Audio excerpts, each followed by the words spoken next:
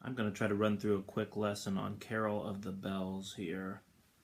Sort of a tricky song, especially a tricky song on guitar. It's got a lot of different parts running at the same time, and you can't get all of them. I'm going to kind of have a lot of different cheats here where it makes it sound like there's a lot more going on than what really is. I play this in G sharp minor, but because my minor key doesn't use this note and it doesn't use this note, I started off setting my capo off a little bit like this. So those two strings, my first and second string, are both open.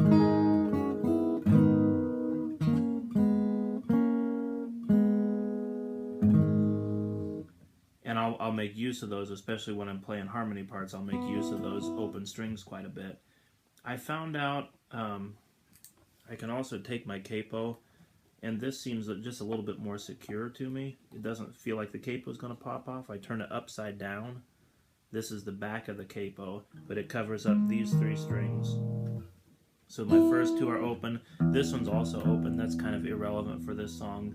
I'm not going to play that one, so if it was covered up or if it's open, it doesn't make any difference to me.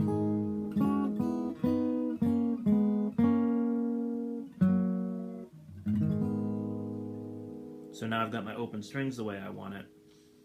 Almost the whole song is going to have this this playing right here, which this is the most recognizable part of the song.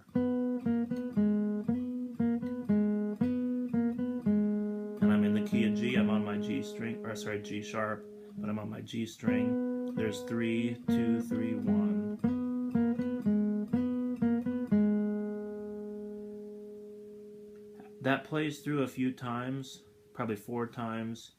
And then we start adding this ding-dong part, and I put that up on a higher string. I've looked at other versions of this where people put it on a lower string. I don't know, I guess I just hear it a little differently. I kind of imagine a male vocal on that part, although a lot of times that's not the way it's done. And then a female vocal on this part up here.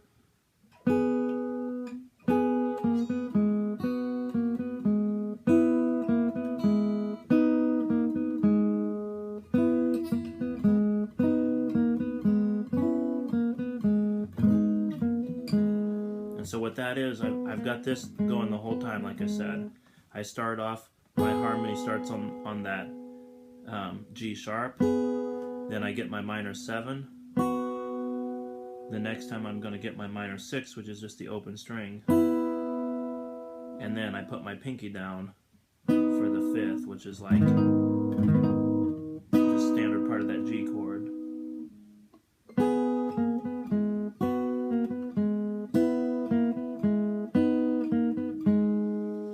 Then that ding-dong part continues down.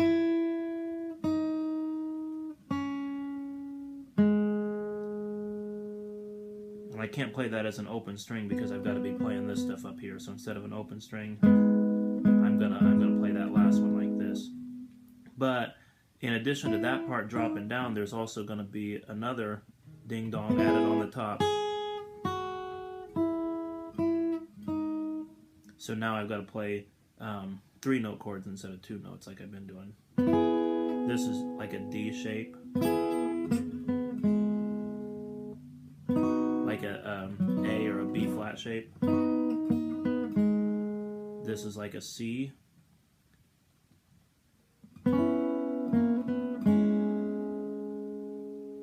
And then, like I showed you before, this will be it's like a G minor, but I'm only playing this much of it. And I hit that, and then I come off that chord right away.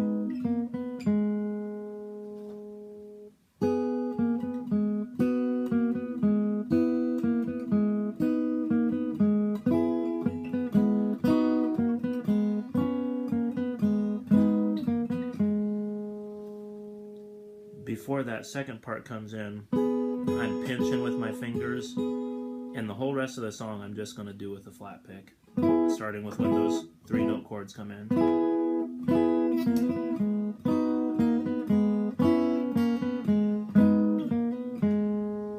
Since this is the only part that's moving,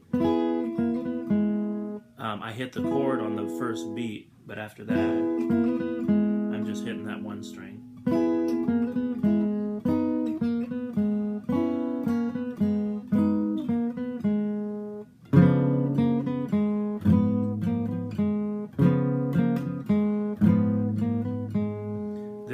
this like a C, like a C7,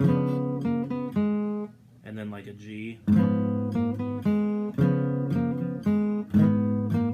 It's really a G minor, and I'm putting this down here on the 6th, but really just because I need this note right here. So again, this is like a C7 and like a G6. And I do that twice. Sorry.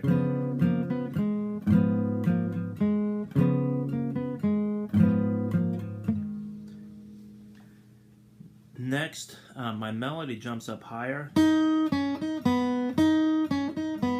but there's another voice that takes over the low part. And I'm going to cheat a few times on this. I'm going to keep my melody doing what it needs to do. But my bottom line isn't always going to play that whole part there. It's going to sound like it is, but it's not really going to. So those are two of my parts. That's going to play over the top of this. And then underneath that, there's another part that goes. And really it goes. Or something like that. But I'm not going to play that whole part either. I'm just going to kind of hint at it a little bit.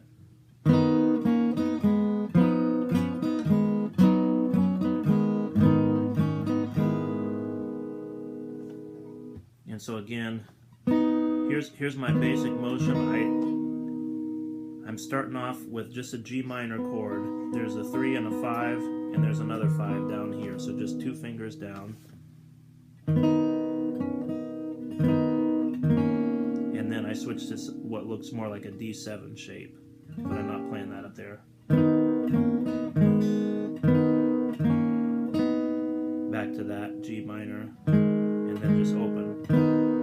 And I'm catching that D string there too. Now it's the same thing, but I'm going to switch off to here. When I do that, my middle part is going to quit doing that. I can't keep it up and also do this stuff on the other string.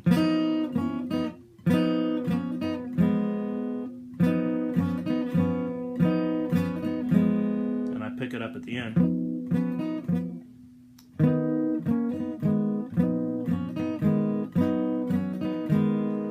That's the same thing. I move from this, and I slide that finger up one.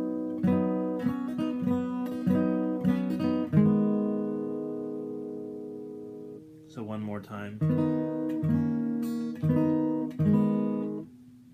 Then with this fretted on the second fret above the capo.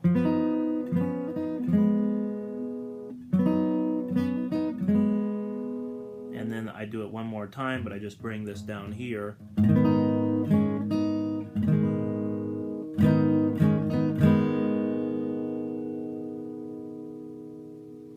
And now my melody is going to jump way up.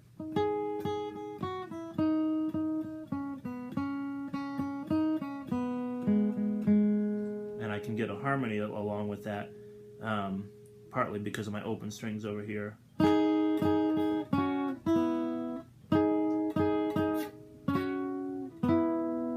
The both strings open. That's the second and third string. Same kind of D7 position that we just used.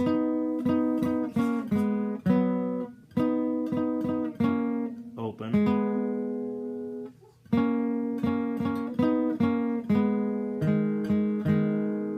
But I'm also going to throw a low G, a bass note on here.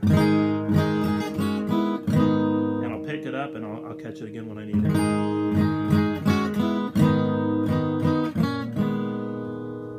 Then it's like a D-shaped chord here. This is kind of a strange chord. And there I just give up on my harmony.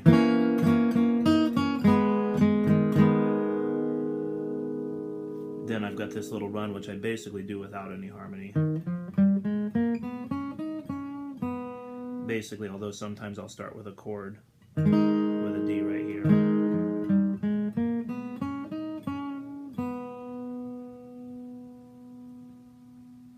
And then it's going to simplify, and I'll be back to my I come back in there after, then I'm going to have like a sort of a walking bass that changes the chord each time. So I start with that 7th right beneath my 3rd there. Flatted 6th, 4th, and then 1. Next time it's going to be the 6th,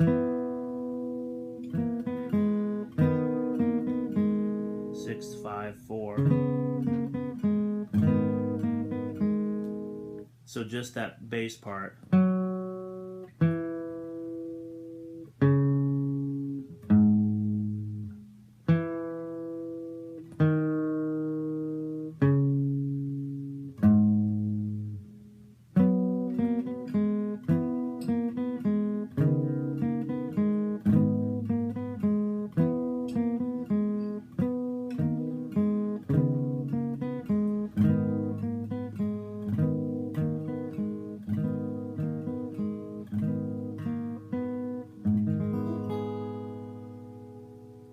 So I'll finish out with that part, which a lot of times in a vocal arrangement, all the other parts will disappear, but I go ahead and keep a chord underneath it. I'm playing a G minor, and I'm basically muting this 5th string.